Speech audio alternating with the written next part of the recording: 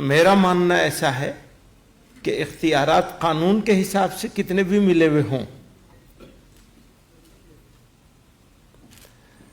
ہم لوگ اگر کوئی ٹرسٹ بنا کے کام کر رہے ہیں اور اوقاف میں رجسٹر نہیں ہے تو رجسٹر نہیں ہے، لیکن ہمیں یہ ماننا چاہیے کہ یہ بھی وقف ہے،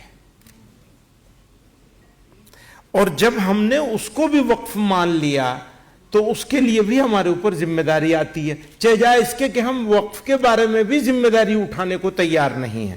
ایک اچھے نقطے کی طرف انہوں نے اشارہ کیا ہے کہ ہوا یہ کہ جب لوگوں نے اوقاف کے متولیان نے تولیت کو موروثیت میں تبدیل کر دیا۔ میں جماعتوں اور جمعیتوں کے بارے میں اور اداروں کے بارے میں بھی یہی کہتا ہوں، موروثیت نہیں ہونی چاہیے۔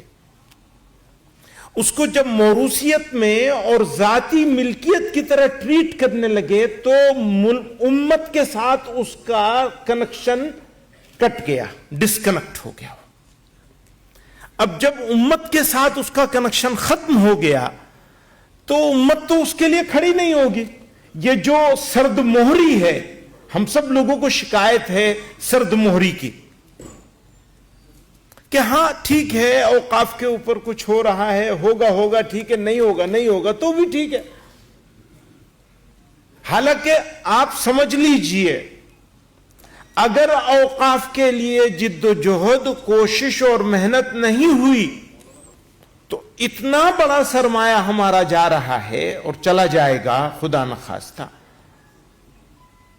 ٹرسٹوں کی تو پوزیشن ایسی ہے کہ وہ بٹھا دیں گے اور ختم کر دیں گے۔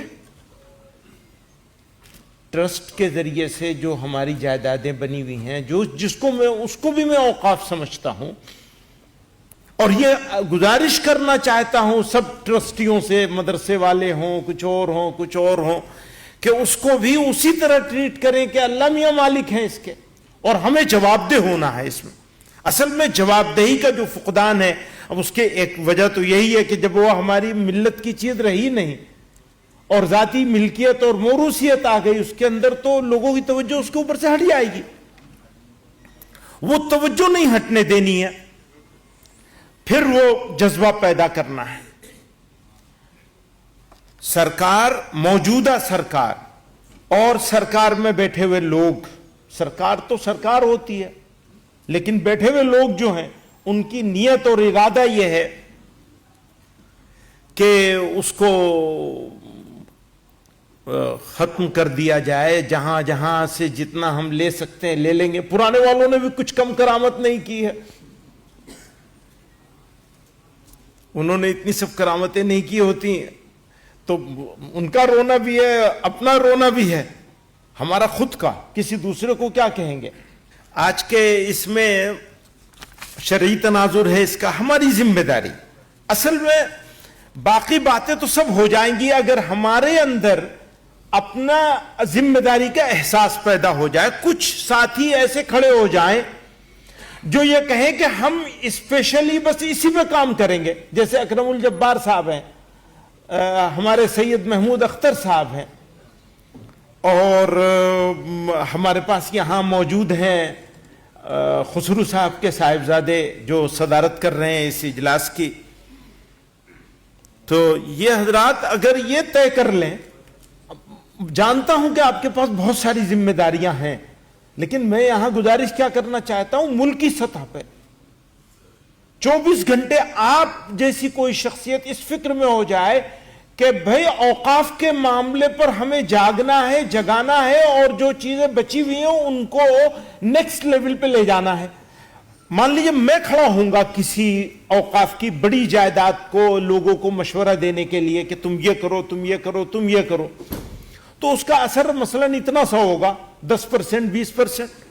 آپ اگر کھڑے ہوں گے کیونکہ آپ نے اس پہ کام کیا ہوا ہے، آپ کے دادا سے لے کے والد اور آپ بھی الحمدللہ، تو آپ اگر یہ بات لوگوں سے کہیں گے کہ دیکھیے ہم نے ایسے کیا ہے، آپ بھی ایسا کچھ کریے، اس کو ذاتی چیز مت بنائیے، اس کو قومی چیز بنائیے اور اس کا حق ادا کرنے کی کوشش کریے، تو اللہ تعالیٰ کتنی مہربانیاں خدا کی دنیا میں بھی آخرت میں بھی نصیب ہوں گی۔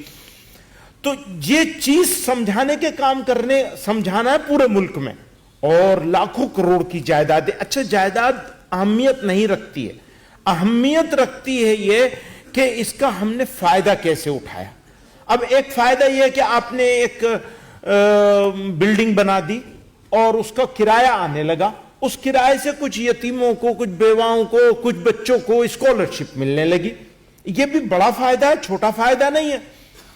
لیکن اگر آپ نے اس کو دانشگاہ, تعلیم گاہ بنا دیا تو وہ تو اس کا لمبا فائدہ ہونے والا ہے قوم کو.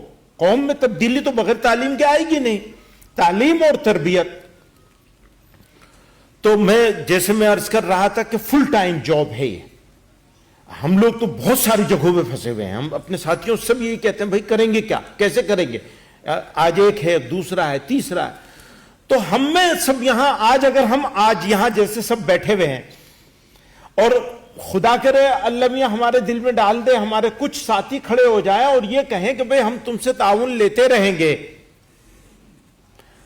تمہارا ساتھ لیتے رہیں گے, نہیں دو گے تو تم سے لڑائی بھی کریں گے, اور ہم ذمہ لیتے ہیں ہم اس کام کو 24 گھنٹے اوڑھنا بچھونا بنائیں گے, تو ہمیں اس بات کا یقین ہے کہ اللہ تعالیٰ ان کی سازشوں کو ناکام کر دیں گے انشاءاللہ.